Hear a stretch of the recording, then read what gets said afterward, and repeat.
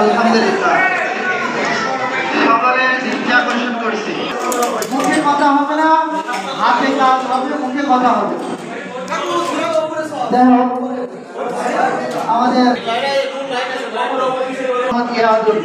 জনাব মোহাম্মদ ইয়াদুল ভাই।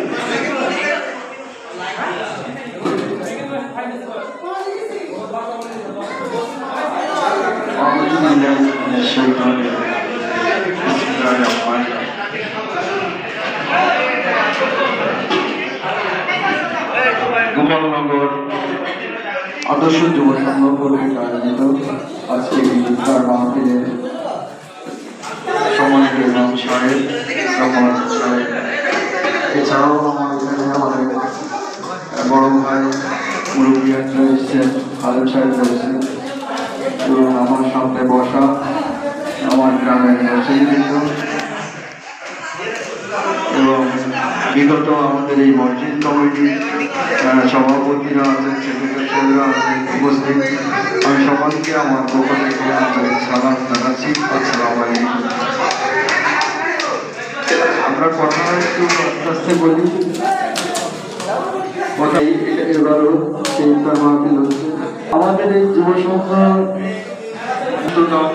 বা বিভিন্ন ধরনের সমস্যায় যারা জর্জরিত, এরা কিন্তু আমি যতদিন কয়েক বছর মনে হয় প্রতিষ্ঠিত হয়েছে 2021 সালে, তো সেখান থেকে এদের পথ চলা শুরু হয়েছে। আমরা দেখেছি যেটা বিভিন্ন সামাজিক কাজে তারা সার্বক্ষণিক সময় অতি সংক্ষিপ্ত, কথা অতিরিক্ত নয়।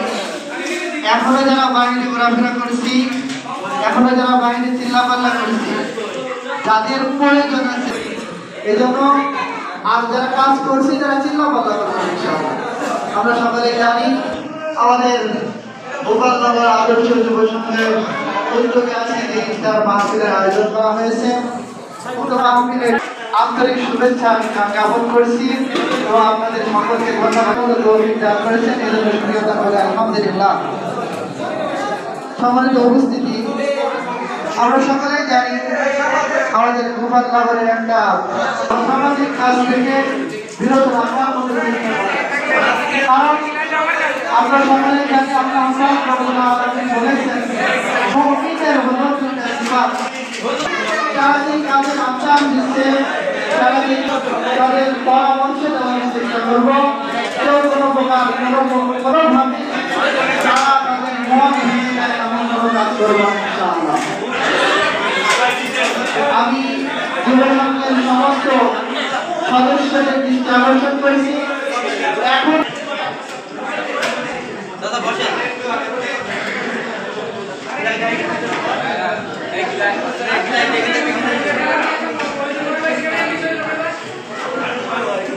শুভেচ্ছা এবং অভিনন্দন সভাপতি জনাব মোহাম্মদ রানা।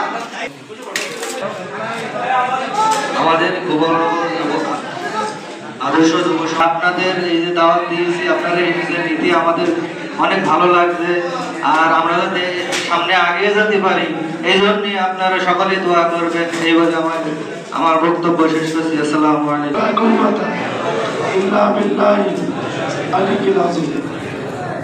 আমি খুতবা শুরুতে একটা কথা বলব। আমাদের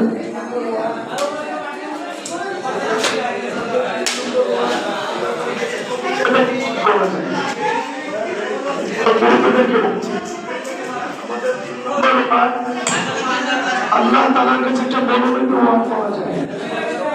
রাসূল কারীম সাল্লাল্লাহু আলাইহি ওয়াসাল্লাম যুবকদের নিয়ে দুইটা সংগঠন করেছে, তাই না? রাসূলের প্রথম 20 থেকে 22 রাসূলের প্রথম জীবনের যুবকদের সংগঠনে হিলফুল ফুজুল আমার 3 নম্বর আছে। আলহামদুলিল্লাহ এর দ্বারা ইসলাম সেন্টার হয়েছে। রাসূল কারীম সাল্লাল্লাহু আলাইহি ওয়াসাল্লাম নবুয়ত প্রাপ্ত হওয়ার পরে খন্দকের যুদ্ধে যুবকদেরকে ইউনিট তৈরি করেছিলেন। আদর্শ যুব মজলিস সংগঠন, মজলিস, দল যেটা বলে একই জিনিস। আল্লাহ তাআলা শুকরিয়া, আমাদের গোপালনগরের যুবকদের মাধ্যমে আল্লাহ তাআলা একটা দিনী সেমিনার করেছে, হয়েছে কিনা বলেন? এবং আমরা হিসাব করে দেখবেন 3 নম্বর ওয়ার্ডে আল্লাহ তাআলা জীবননগরের থানা 3 নম্বর ওয়ার্ডে প্রতিষ্ঠিত। 3 নম্বর ওয়ার্ডে একটা কেন্দ্রীয় ঈদগাহ আছে, 3 নম্বরে একটা বৃহৎ থানা মসজিদ আছে। চুয়াডাঙ্গা জেলায় ইসলামিক দৃষ্টিকোণ থেকে ইসলামিক নেতৃত্ব দিনী রাজনীতি ও রাজনৈতিক অঙ্গনে জীবননগর শীর্ষ পর্যায়ে আমাদের 3 নম্বর ওয়ার্ডের সন্তানের নেতৃত্ব নেয়। জানেন আমাদের জীবননগর একটা সরকারি স্কুল আছে, সেখানে সভাপতি আমার 3 নম্বর ওয়ার্ডের সন্তান। আপনার মসজিদের সভাপতি আপনারা জানেন, আলহামদুলিল্লাহ বলবেন না? এটা কনফিডেন্ট ব্যাপার না? আপনাদের কাছে কেমন আশ্চর্যের কিনা, আমার কাছে বড় আশ্চর্য লাগে। আমরা 3 নম্বর পাশে ভাবি না, আমার 3 নম্বর ওয়ার্ডে একটা খোলার কাজ হওয়ার কথা না, অন্যায় হওয়ার কথা না।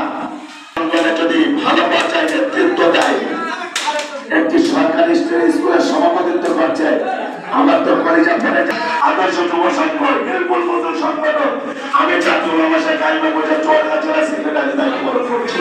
3 নম্বর ওয়ার্ডের সন্তান আমরা। তাহলে 3 নম্বরে এত কিছু আছে, সেই 3 নম্বরে গুণ আমার কথা না, কথা বলে ঠিক কিনা?